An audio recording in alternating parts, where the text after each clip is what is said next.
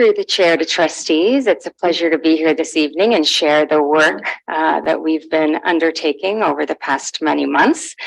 Superintendent Krista Hill and I are going to work our way through both reports that you will find on folio 16, which is a recommendation to approve a new name for A.R. Kaufman Public School, in addition to the report on folio 21, which is a recommendation for renaming Ryerson Public School. I'll begin with folio 16 and with the recommendation to our trustees that the Waterloo Region District School Board approve the name Hillside Public School from the following shortlisted names for the renaming of the elementary school on 11 Chopin Drive in Kitchener. The three shortlisted names are found here: Hillside, Elm Public School, and Evans Public School. Recognizing that our trustees did in fact receive this package, I will make my way through the board report, touching on some key elements that we would like to reinforce for you and not read word for word. That's okay. The renaming committee for 11 Chopin Drive reviewed suggestions received through 2 rounds of public consultation and has shortlisted the following names. So in addition to the 3 that we have put forward, Hillside, Elm, and Evans, we also had forward Monarch Woods or Monarch Heights, in addition to Emerald Public School. And the descriptors and characteristics and rationale as to why are also found there. The full list of names that were suggested by our students, staff, and community consultation are also found on Appendix A, which is your folio 20 for your review. So for context, the school renaming committee identified Hillside Public School as its preferred choice. The name Hillside connects to the community neighborhood. The school is located on a modest hill and incorporates a surrounding street name. When the short list of names was presented to the community, Hillside received the most popularity, especially among the student population. The committee would in fact like to note that Monarch Woods, Monarch Heights received considerable momentum from the community as well, and some members of the renaming committee. However, after further consultation with the committee and discussion, some members of the committee did not believe that Monarch Woods, Monarch Heights, as well as Emerald aligned with Board Policy 4020, renaming and naming of board facilities, and thus was not put forward for recommendation this evening. As a bit of a background, a school provides a focal point for a community. School names typically reflect the community they serve or nearby geographical or historical characteristics. As such, seeking input from the public offers the opportunity to engage with the community in the process of this renaming and an understanding of the rationale and history that prompted the renaming of this school. At every opportunity throughout this process and during the consultation, there was wide consultation and a feedback loop with the school community, and the committee communicated the reasons and rationale for renaming as referenced through our board policy and our administrative procedures. The committee met virtually over a series of months to plan the consultation, the screening and decision-making process. During the month of February, the committee asked community members to submit their suggestions on the remaining names, and the committee received hundreds of responses and 82 renaming suggestions. Following again Board Policy 4020 and our procedures, the committee reduced the responses to a short list of 6 names to be considered. Again, recognizing that feedback loop is critical for our community, the recommendations received from the community on February 14th to the 28th from students and staff of 11 Chopin Drive had the opportunity to indicate their preference, with over 60% of students and staff participating in the process and 324 responses from all community stakeholders. The committee does believe that its recommendation is aligned and reflective with this consultation process, in addition to our policies and procedures. Finally, the committee met again to review that feedback and determine that full recommendation going forward. The committee that I'm referencing here for the renaming of 11 Chopin is in fact listed here below on folio 18. At the top of folio 19, we've extracted details of the renaming process to ensure that our names, facilities, the names that we are now proceeding with selecting for our schools are in accordance with the following expectations, and those expectations are listed below for your review and reference. Financial implications will require changes to signage throughout the school, external to the school, in addition to any mascots, team uniforms, other signages, or references to the previous name will be required. So a combination of school budgets and capital budgets will be leveraged to help facilitate this process over the next few months. For communication, once this name, Hillside Public School, is received and approved by the board here this evening, we will work to inform our WRDS community of the new name online and through social media, and definitely using the support of our communications department going forward as well.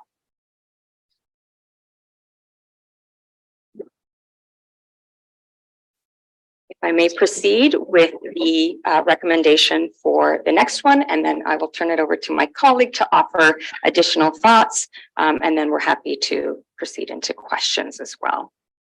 You're going to do the renaming of Ryerson now? Correct. Okay. So I'd like to draw your attention now to folio 21. Where's Matt Gerard? I want to lower the bill. It's so high. Oh, perfect. Okay, great. Thank you. All right. Thank you. I know. I should be comfortable.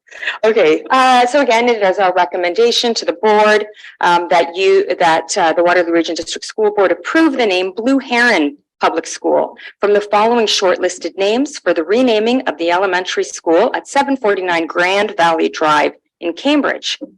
The names that were shortlisted and have been shared with you here this evening, in addition to Blue Heron, are Maple View, Marshland, and Willow River. Again, the renaming committee, much like the process that was undergone to rename A.R. Kaufman, also reviewed a variety of names that were put forward and through 2 rounds of public consultation and shortlisted these following names. So again, Blue Heron, Maple View, Marshland, and Willow River, and their rationale and descriptors are provided there for you. Also, as in the previous report, a full list of the names that were received are found on Appendix A, so folio 25. Again, the context for this committee in renaming, the naming committee identified Blue Heron Public School as its preferred choice. The connections to both community neighborhood and the natural world through the connection to the Grand River in Cambridge will offer students an opportunity to learn about, connect with, and develop deep respect for both the natural world and natural habitat in their neighborhood. Students will have an opportunity to learn about the importance of each one of us as individuals and as community members to work towards being good citizens in the environment and within the neighborhood.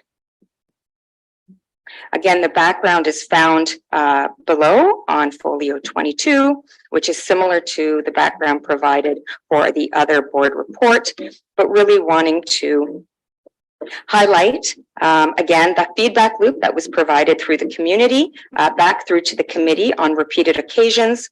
The committee had 5 virtual meetings, and they're listed there for your consideration as you contemplate this approval.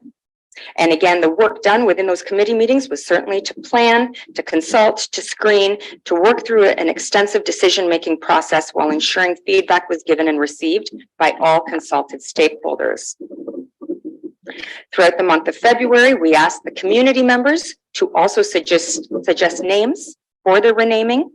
We reviewed more than 34 responses, and 17 names met our criteria as outlined in our policy and procedures and put forward for the committee's consideration. Again, once that short list was provided, we went back to our community throughout the month of March to receive feedback from the broader community as well. And we had over 90% of students, of the student and staff population, participate in this renaming process with 109 responses. The committee believes its recommendation is aligned with and reflective of this consultation process. Committee members for this committee are listed below, and I'd also like to highlight the work of Trustee Carla Johnson and Trustee Scott Pietkowski. I'd also like to highlight the work, of course, of Chairperson Weston and Trustee Ramsey, who supported the work of the A.R. Kaufman Renaming Committee as well. Again, at the bottom of folio 23, you will see where we are in line with the expectations of the policy and procedures of the board while reviewing the criteria that must be adhered to when we consider names for renaming and naming of our facilities. Financial implications are exactly the same as they are for the previous report, as are the communications. I'd like to now turn it over to my colleague, Superintendent Hill, to provide some additional reflections, thoughts, and next steps for us as a district. So at this point, we have used our new process and administrative procedure to complete the naming of one new board facility and the renaming processes of the 3 facilities approved by the board. We're reminded that we're guided in our work by the board's commitment to promote Indigenous education, equity, and human rights, inclusive learning and working environments for all students and staff, as has been stated in our board's naming and renaming policy. What we have come to learn through these naming and renaming exercises is that our best effort at designing a process that honors this commitment may not have worked in practice as well as it did in design. Oh, pardon me. As a learning organization, we have been committed to listening to and collecting feedback and insights from each of these committee processes and from committee members so that we might iterate and refine our processes in ways that improve our outcomes. As we have concluded our initial round of naming and renaming, we have come to understand there are places in the procedures where we could be more explicit, places where we might need to be less explicit, and room for the creation of parallel processes that help us arrive in more consensus-driven ways at names we can all be proud of. We know that the name of a school should be supported by the school community and should provide opportunities for students, parents, caregivers, and families and community members to be inspired to learn and to engage and promote belonging and building a sense of community. And it is our belief that taking the time at this point through these first processes to refine the process by which we arrive at a name is a way to ensure that that support and continued inspiration to learn continue. Student Trustee Soror. Thank you, Madam Chair. Through you, I would just like to thank everyone who participated in this committee and for the work that happened and was put into this. This is really important work. And as someone who has seen the process of being on a school renaming committee, there's a lot of thought and effort and time that's put into this process. And so I thank everyone who was a part of it. And genuinely, I believe that a key element of student education and success in the classroom is for students to feel like they are safe and that they belong in the school that they are learning. So thank you so much for these efforts and really putting student belonging front and center in education. Thank you.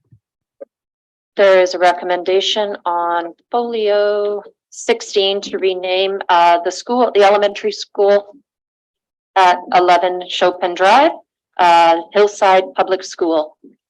All in favor? The motion on folio 21 has been moved and seconded to rename the elementary school at 749 Grand Valley Drive, Cambridge, to Blue Heron Public School. All in favor?